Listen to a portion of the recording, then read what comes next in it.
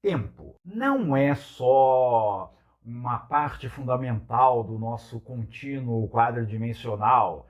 E também não é só uma música do Pink Floyd ou aquilo que a gente perde aos montes quando entra no Instagram. Então não vamos mais perder tempo, porque eu sou Paulo de Loyola, um mago ranzinza, e hoje nós vamos falar de tempo em Telemann.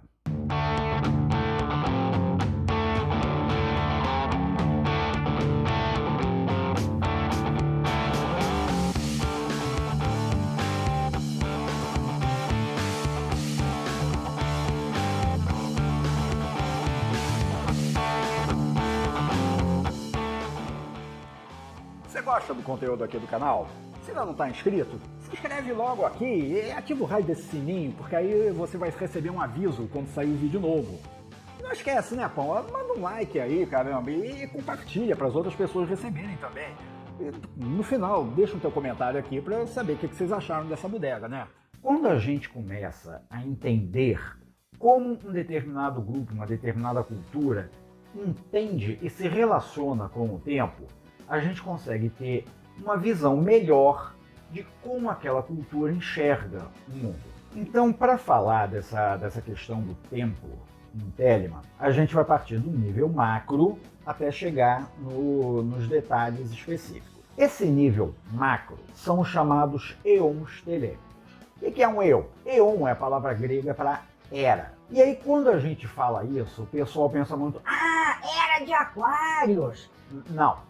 Essas eras astrológicas, era de Câncer, era de Peixes, era de Aquários, elas são medidas de tempo. Então, cada era astrológica ela tem um tempo ali definido. O eon telêmico, ele não é uma definição de tempo. Ele é uma definição de, como é que eu vou dizer, graus de maturidade espiritual da humanidade. Considere o seguinte, quando você é uma criança, você depende muito que exclusivamente da tua mãe. Quando você depende dela, ela vai te acariciar, ela vai te proteger, ela vai te dar colo, ela vai te alimentar. Quando a humanidade era criança, essa era a postura da humanidade em relação ao sagrado. O ser humano tinha uma sacralidade matriarcal. Mas não existe nenhuma prova arqueológica das sociedades matriarcais. Calma, não falei em sociedades matriarcais. O que eu disse foi que a espiritualidade humana era matriarcal. Ou seja, as noções de divino eram muito voltadas a essa ideia da divindade mãe, da grande mãe, da deusa terra, o divino, o sagrado, suprindo, alimentando, dando vida ao ser humano. Uma simbologia. E se é uma simbologia, qual é o símbolo que define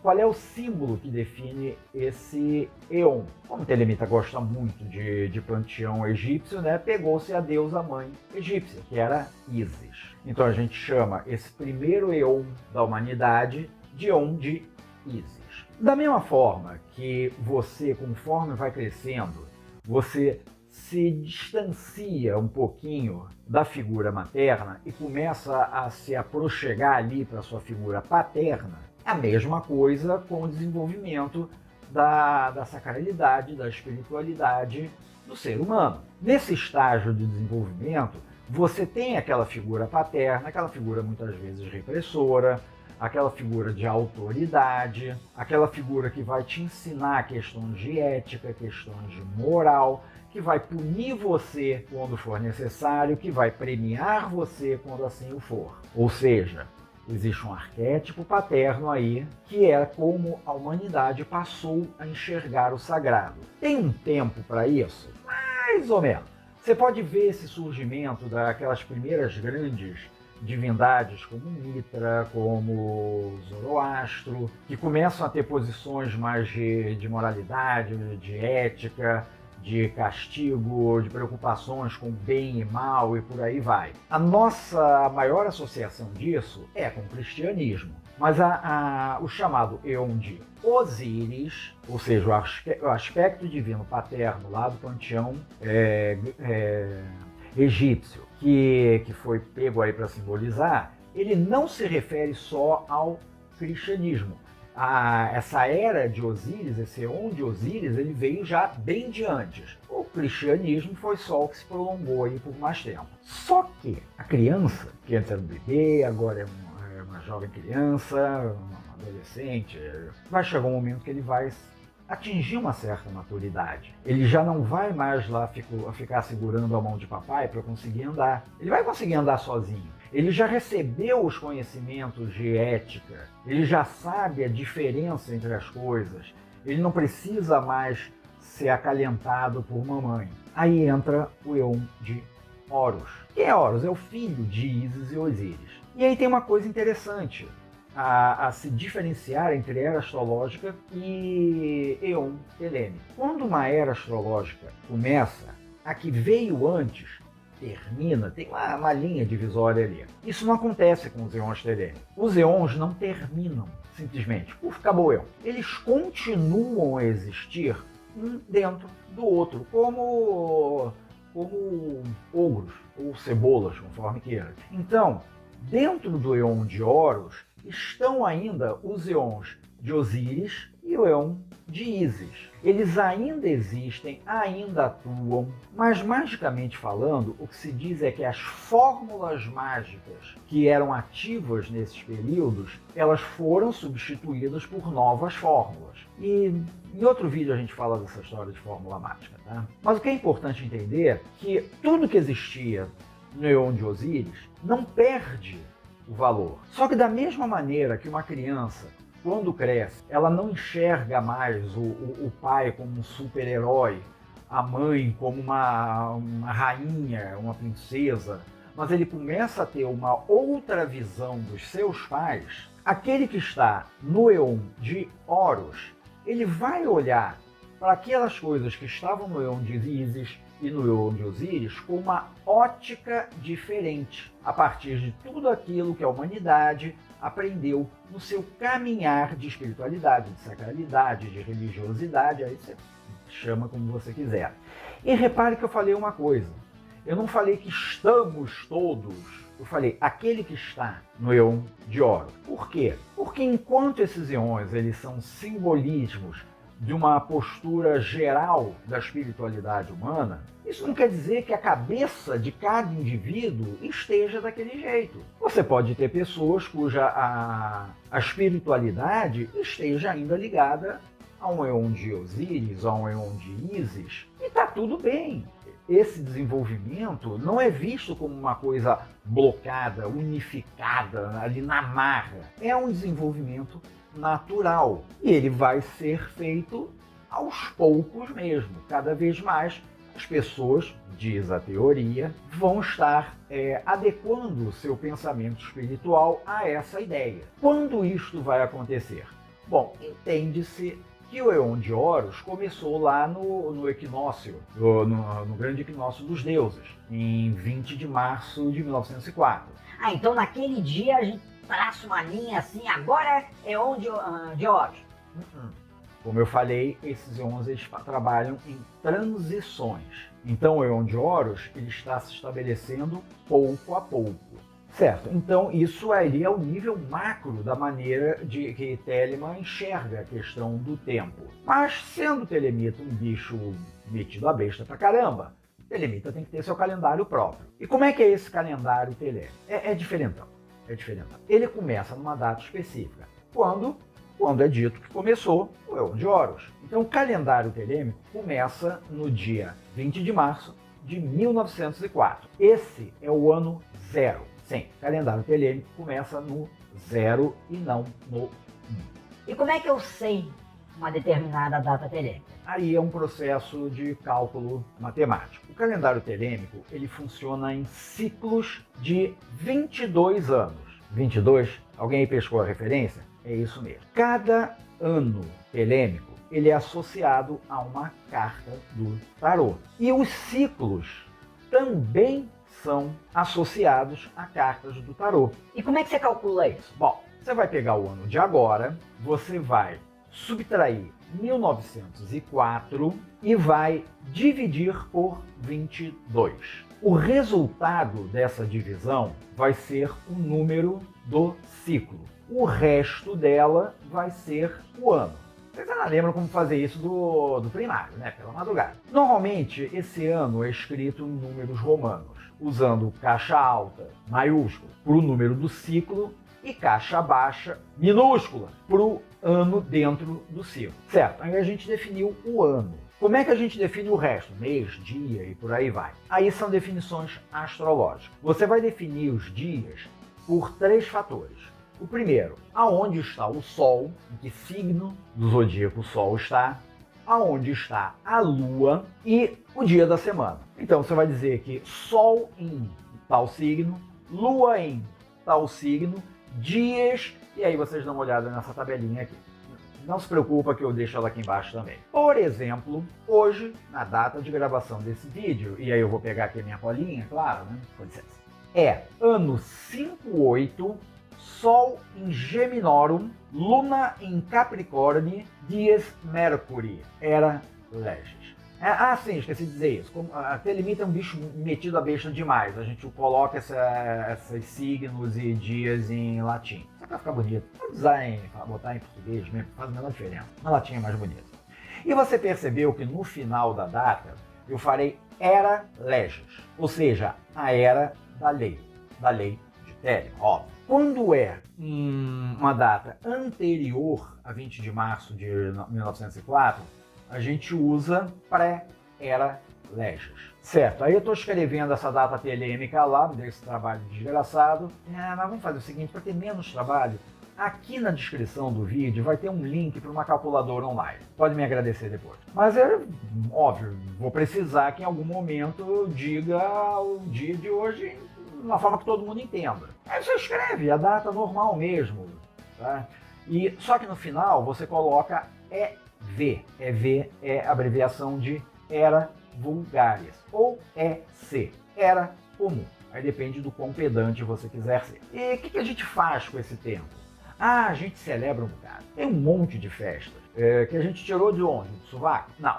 A gente tirou a maior parte das festas helênicas do livro da lei. No capítulo 2, versículo 36 ao 41, a gente tem uma relação de festividades helênicas. Eu vou ler aqui para facilitar, tá? A primeira que é dita é a festa dos elementos. Isso aí se refere a solstícios e equinócio. A primeira noite do profeta e sua noiva, seria a noite de núpcias do Crowley e da Roosevelt Kelly, é comemorada no dia 12 de agosto. A festa para os 3 dias do livro da lei é no dia 8 a 10 de abril. E aí tem um trecho lá que é uma festa para Tahuti e a criança do profeta. Segredo, ó profeta. Que dia se comemora isso? Não sei.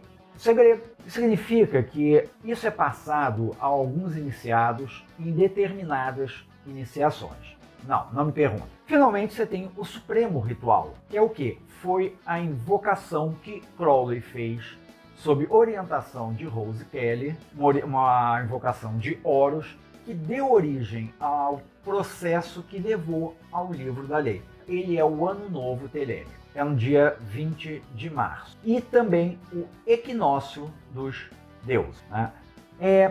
Eu falei aqui 20 de março, mas como é um equinócio, ele pode ser um pouquinho diferente. Não exatamente, às vezes é 20, às vezes é 21. Mas por conveniência, essas datas costumam ser comemoradas juntas. Tá? A data do Supremo Ritual, a data do equinócio dos deuses e, portanto, o Ano Novo. Tem a festa para a vida. O que é a festa para a vida? É o nascimento de uma criança. A criança nasceu e festeja a vida daquela criança. Isso também é chamado de pequena festa. E o que seria a grande festa? A grande festa é a festa da morte. Quando alguém morre, comemora-se a grande festa. Então, quando você vê em algum calendário telêmico lá, grande festa de fulano de tal, é a comemoração da morte desse sujeito. E aí tem mais um ponto importante a respeito de Telemann. A morte é uma festa. Não é algo para ser lamentado, não é algo para ser chorado, é para ser festejado. Por quê? Porque ela é parte do ciclo da vida. Você nasceu, você vai morrer. De acordo com o entendimento de cada um, você vai voltar, você vai ressuscitar, você vai reviver, vai renascer. Aí depende da compreensão pessoal de cada pessoa. O pessoal de cada pessoa ficou bravo. Mas mesmo que você volte, não vai ser a mesma pessoa de antes. Não é um ciclo fechado, é um ciclo de espiral. Então comemoremos a morte. Existem mais duas comemorações que a gente entende lá no calendário do Livro da Lei, que são a festa para a água e a festa para o fogo. Festa para a água é a menarca de uma moça, enquanto a festa para o fogo é a comemoração da puberdade de um garoto, normalmente por volta dos 13 anos. Então isso fecha o calendário, chamemos de oficial telêmico. Mas óbvio que o pessoal gosta de festa e tem mais outras, que são o quê? Primeiro tem a chamada temporada sagrada telêmica, que vai do dia 20, do ano novo, até o último dia de comemoração do Livro da Lei. E sim, são 22 dias, cada um associado a uma carta do tarô, e normalmente o pessoal faz meditações específicas em trechos ou em livros telêmicos inteiros e naquela carta correspondente àquele dia. As chamadas festas sazonais são aquelas que ficam ali no meio de cada uma das estações. Corresponderiam àqueles ritos muito comuns no paganismo, no Bolk, Samhain, não sei como é que pronuncia isso, Beltane. Só que, ao contrário desses ritos pagãos, Telema não cria um elo entre essas festividades e a colheita e as festas de entre estações e por aí vai. A ligação de Telema com essas festas é, novamente, com as estrelas. As datas são estabelecidas pelo Sol entrando no primeiro decanato de algum signo. No caso, vamos ver aqui, você tem dia 2 de fevereiro, Sol em Aquário, é a festa das estrelas. O Sol em Touro, no dia 1º de março, estabelece a festa do gado. Enquanto no dia 1º de agosto, quando o Sol entra no primeiro decanato de Leão, é a festa do Leão Serpente. Finalmente, no dia 31 de outubro, quando o Sol está lá em Escorpião, você tem a festa do dragão. Como é que você comemora isso? Você pode comemorar ritualmente, você pode comemorar enchendo os cornos, não sei, cada um faz a sua comemoração. Essas festividades de entre estações, elas não são oficiais, digamos assim. As celebrações oficiais, os dias santos oficiais em Telema, são aqueles do Livro da Lei. Festeja se você quiser, não festeja se você não quiser, festeja como você quiser. E, finalmente, se você quiser usar o Crowley para ter mais desculpas ainda, para encher a cara lá com a patota, existem alguns dias que o pessoal passou a entender também como dias de celebração. O primeiro deles é o dia que o Crowley nasceu, dia 12 de outubro, que lá fora o pessoal costuma chamar de Crowley Mass, em comparação ao Christmas. Afinal de contas, se Cristo tem o aniversário dele, Crowley também tem. A morte dele, a grande festa comemorada no dia 1º de dezembro. E o puxa-saquismo com Crowley é tanto que o pessoal ainda criou o dia de Perdurabo, que é no dia 18 de novembro, que é o dia que ele se iniciou e tomou a primeira iniciação dele. E no dia 3 de dezembro, que é chamado Dia da Aniquilação, é quando o Crowley ele tomou o grau de mestre do tempo na África. Então, basicamente, essas são as festividades telêmicas. A gente viu que o pensamento telêmico entende o tempo como uma forma de ciclos, mas não ciclo como um círculo. Pensa mais em termos de uma espiral, uma mola. Se você olhar uma mola assim de cima, ela vai parecer um círculo. Mas quando você vira ela de lado, você percebe que as coisas voltam, mas voltam um pouco diferente. Elas voltam um pouco diferente. Elas voltam e assim vai. Então, mais ou menos assim, dessa forma cíclica, que Telema entende que a estrutura do tempo funciona.